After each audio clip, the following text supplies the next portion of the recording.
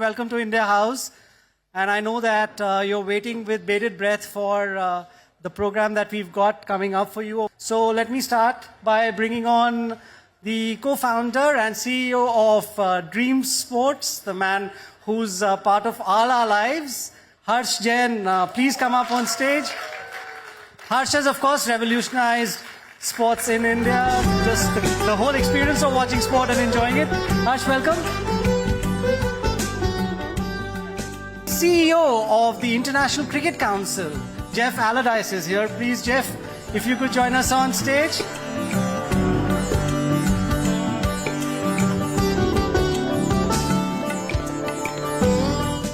And we've got someone else. I don't really know how to introduce him because I think a few of you...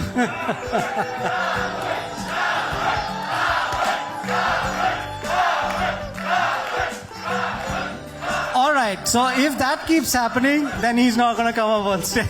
But yes, a certain gentleman by the name Rahul Dravid is here.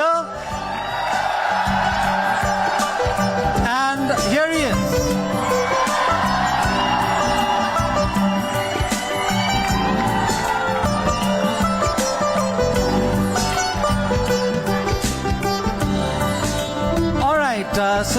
Rahul, a few people still want to see you. This is not you batting, but they still want to see you around here.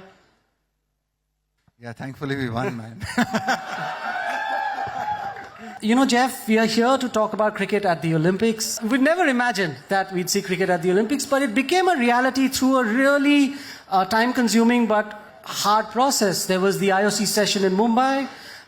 You were around for that, where the final proposal went through. Mrs. Amani led it, who's led the entire exercise here at India House, and she was really the force behind it. Can you talk a little bit about what it took to get to this point and where we are with cricket and the Olympics movement?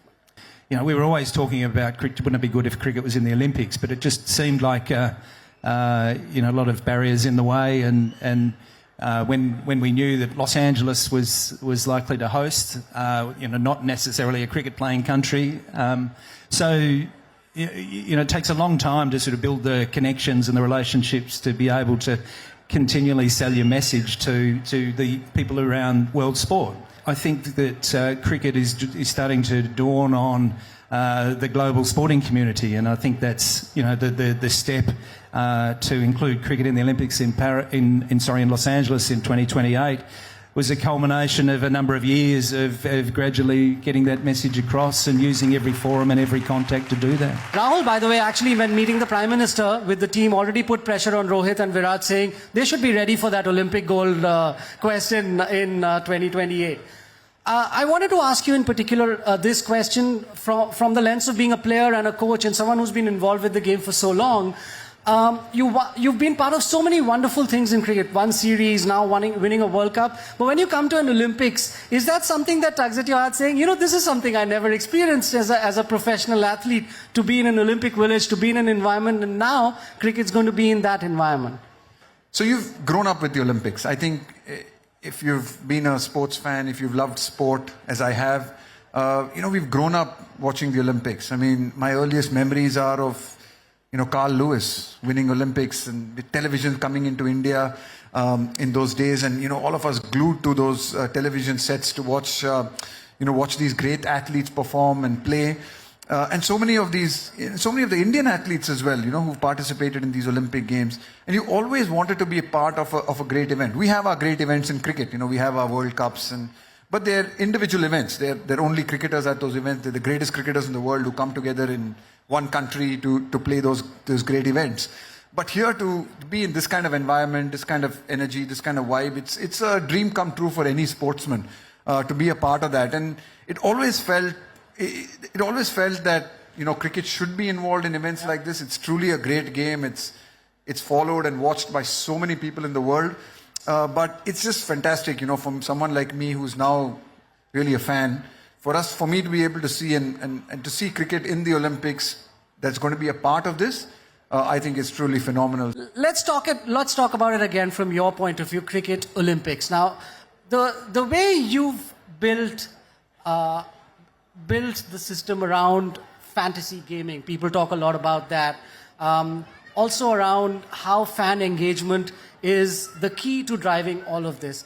How, to your mind, Harsh, as an organization and as an individual involved in this ecosystem, does the growth towards becoming an Olympic sport move us in the direction of even greater engagement, even greater fan fan love for the game?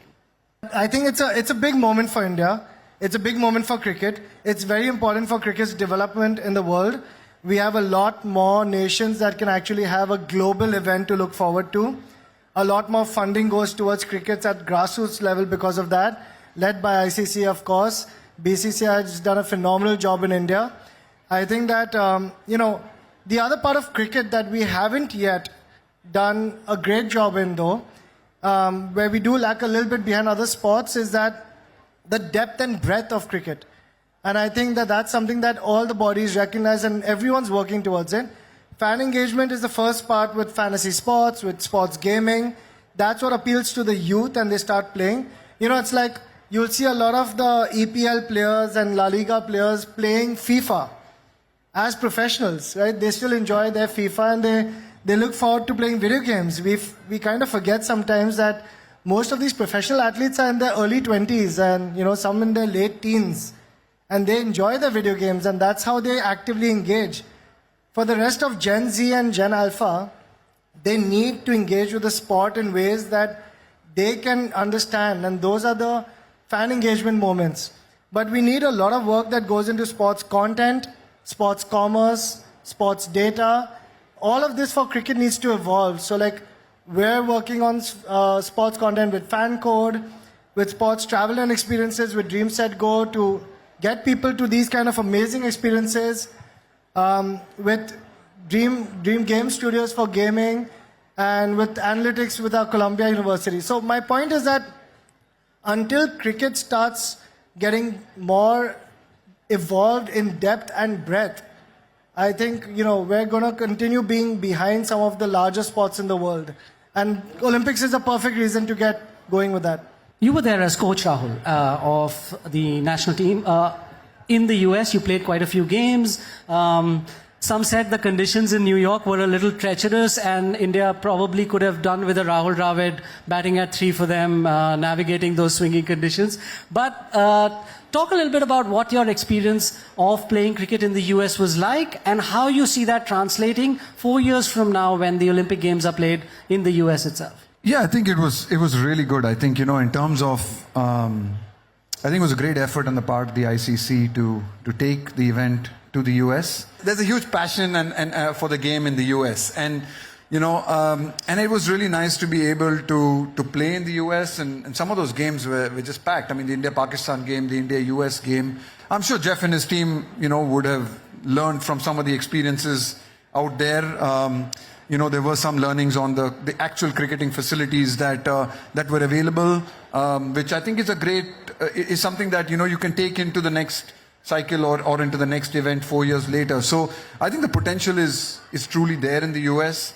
It needs to be tapped into. It needs to be encouraged more and more. I think there's a great opportunity there, and especially for US cricket as well, to build on this success and really grow over the next 3 or 4 years, and to build on the facilities. I think one of the key things in cricket, I think, which is slightly unique, we are a unique sport in the sense that facilities make I think they make a difference in any sport. But especially in cricket, because it's turf and it's still one of the few sports that is played on a natural surface, to get that level of quality and to get that level of entertainment, that is a part that needs to be got right. And I think, we've learned, I'm sure ICC has learned a lot through this experience, which will only get better and better. But truly loved playing in the US, loved the effort that went into it.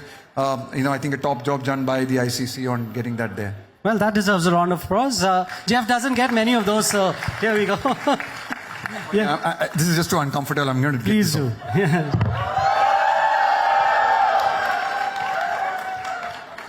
Would you like to throw it into the crowd? I think can we have another Dada moment then? One of the things that often gets talked about when we look at the work that you do, Harsh, is I often hear this line: convert the passive fan into an active fan. That's the motto that a lot of that you work with, or at least the guideline that you work with. Can you talk a little bit about how this is more than quite simply just getting on a phone and putting a team together and then watching how that team performs at the end of the day? I mean, that's one aspect of it.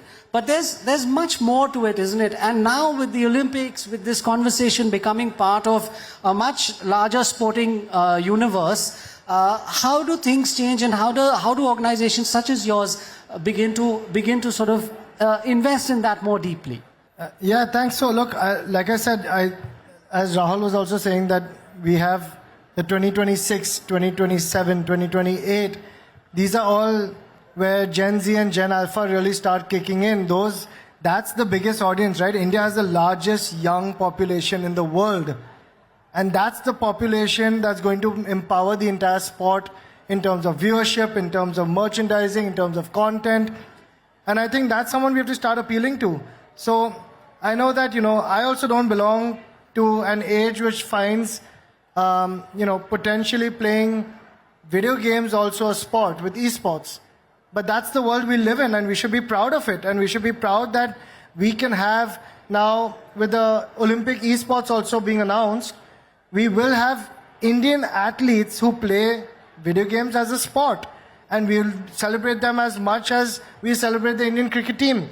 So I think we have to get with the times and keep growing, because there is a world out there that wants to engage with sports more than just a passive viewership, right? We've had the same passive viewership for like 50 years.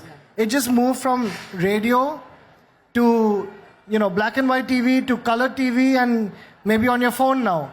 But it was always passive. The audience doesn't want that anymore. We don't want the, passive viewership. We want to actively engage. We want to socially connect. We want to play with our friends. We want to engage with the sport much more deeply. We're going to see an advent of AR, VR coming into sports. You're going to be able to watch sport in your living room as if you were sitting between Virat and Rohit on the bench watching the World Cup being played, right? You're going to be able to witness sports like never before. You're going to be able to actually face Bumrah in your living room wearing a set of VR goggles, right? This is the future, and we have to have cricket leapfrog into that future, because that's where fans will connect. So I think that, like I said before, Olympics is a great step towards that, but cricket has a lot of catching up to do, and I'm very happy to see things like this. Now we have an India House, the first ever India House in the history of Olympics. And I think that's because of our government pushing sports forward very progressively. That's because of Reliance Foundation setting this up. It's because of so many corporates coming in. That's the final piece that I think will really push India forward, is not just the public sector, but even the private sector pushing the sport forward. And that's when I think the magic will happen. Jeff, I wanted to ask you about a couple of things. One, Rahul alluded to it, the conditions that were put up in. It's difficult sometimes to ensure the ideal playing conditions that you want for a T20 game in venues that are not used to hosting T20. I'm sure you took learnings away from that.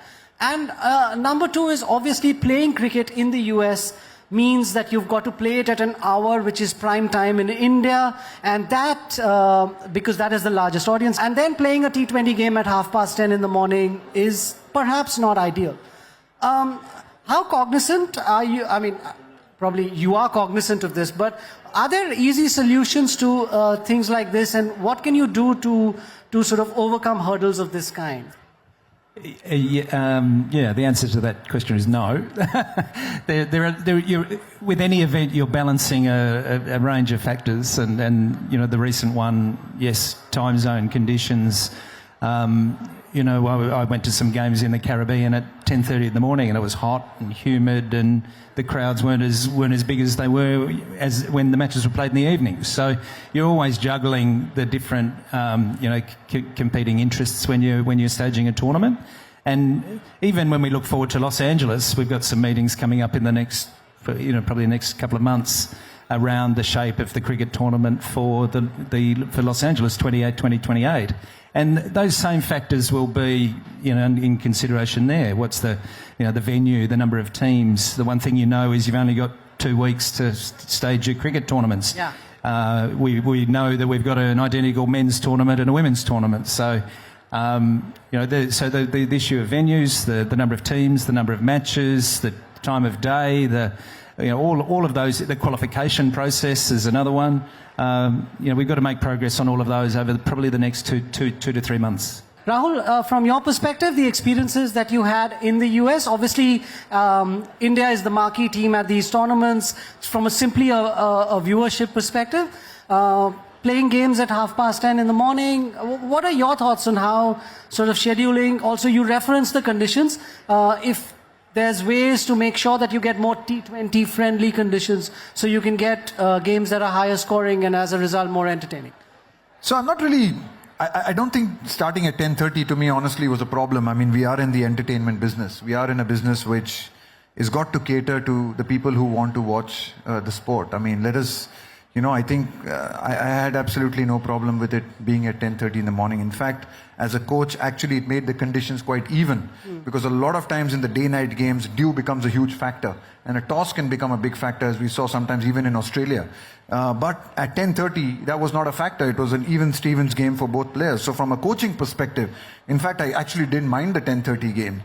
Harsh, just pick up on that theme from Rahul, and I wanted to actually, we've been talking about the very top of the world game, the elite athletes, we've been talking about a World Cup, we're talking about the Olympic Games, but one of the things that you work closely with is on even the more grassroots level. Have you seen that at the grassroots level, in smaller towns, in India, which you don't necessarily associate with as the big cricket centers, there's been that much more growth and drive towards the game? Absolutely. I think, we all live in tier 1 cities and we don't realize that cricket is truly a game not for India but for Bharat. Right? Like, let me give you a small number from our stats, right? We have about 230 million people playing on Dream 11. Yeah. And out of the 230 million people, can you guess? It's fantasy sports. You need internet, you need a good connection, you need mobile. Guess how many people play from all the tier 1 and 2 cities combined, which are 115 cities in India. It's basically every city you'd normally go to. Everything beyond that are like smaller cities, towns, etc. 76% of 230 million users are people who use our app outside of every city you'd normally go to. So this is the real Bharat. And they're hungry for content. And you said when they're in entertainment business, right? You're absolutely right. Because for us sitting in tier 1, tier 2 cities, we say we're so bored, right? We have only the same restaurants and clubs and travel and all the same things around us. For tier 3, 4, 5 cities, their phone is like this world of entertainment that they have. And it empowers them to connect with the world in a way that we can't imagine. So I think it's amazing to see the way Jio also has opened up internet connectivity. Honestly, it's tailwinds for the entire industry. And we've been able to reach out to all of India. And all of India is now connected to cricket in a way that they haven't been before. So whatever we're doing touches India in every part, in every way. Wonderful thoughts from everyone to end this on. I'll just give you guys 20 seconds each to finish up. Let me start with you, Harsh. If there's that one dream that you will have from the Olympics in 2028 with respect to cricket, what would that be? One dream, 200 Indian athletes as compared to the 170 I meant now. just a cricket dream. Oh, just a cricket dream? Rahul comes back and leads us to another gold. That didn't even take 20 seconds. I think you have the endorsement of the house. Jeff, for someone who's going to be working very closely on this, the pressure's on you really because you've got to deliver cricket to the Olympic Games. The one expectation, hope that you have for that Games? I think cricket will be one of the star attractions in Los Angeles. I think And just going around a few of the sports over the last few days, when you see the global stars of the big sports around the world, and here they are competing in the one city at the one time. If you're in Los Angeles and you can watch the best tennis players and then the best golfers and then the best cricketers, we belong on that stage, and I think we're going to be very, very strong come 2028. And let's give the final word to Rahul Dravid. I just think, I think Jeff said that really well. I think, for the dream for me would be to have a fantastic cricket tournament, which hopefully Indian men and women winning the gold, which would be nice. But more than that, I think, I would wish for everyone here and so many Indian fans to be able to come there and to Los Angeles and to support cricket and to show the rest of the world how big a sport cricket is and how great a sport cricket is. Can't think of a better way to end this. I know if we had gone for about half an hour longer, that shirt would have been in trouble, and we may have had the most Instagrammable moment of all, but alas, I don't think we can ask Rahul Dravid to go there. Thank you very much to Harsh Jain, Jeff Allardyce, and Rahul Dravid. If I can request you to please stand up for a photo opportunity, and we'd like a round of applause for our panelists.